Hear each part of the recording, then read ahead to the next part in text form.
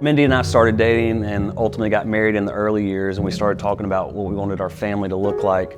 We already had a desire to adopt, but then we got busy, we had 3 kids, and so on some of those early Never Thirst trips, I was exposed to the water crisis, yes, but I was also exposed to the orphan crisis. And so when I came home from my first trip to Africa, I told Mindy, we have room, we have resources, we have the desire, we've got to start this adoption process. And then the more we researched it, every country has different laws and every country's had different need.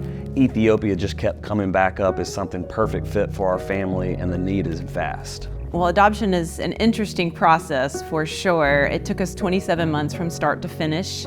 It was very long, it was very challenging, but it was so worth it. We prayed for this child every night for 2.5 years. We're going through the process. So when we first saw his picture, we were thrilled. We accepted what's called our referral. On paper, he was healthy, but when we met him, he was sick. He had giardia, waterborne disease, and then just bouncing him on my leg, there was no spring, there was no life. Just so many things we take for granted every day. They don't have access to clean water.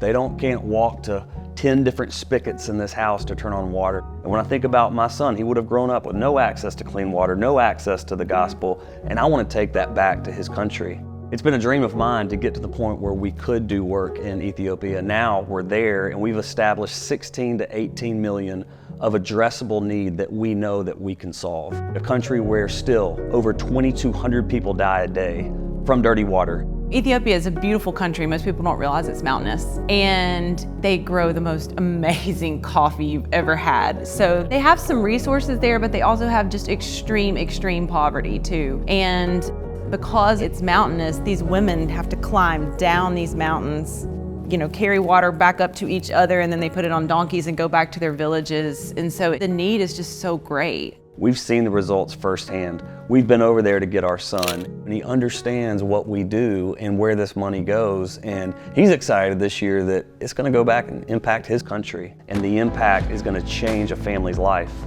where a mom is not now walking multiple hours a day to collect dirty water for her family. Because she's not walking, now her kids can go to school.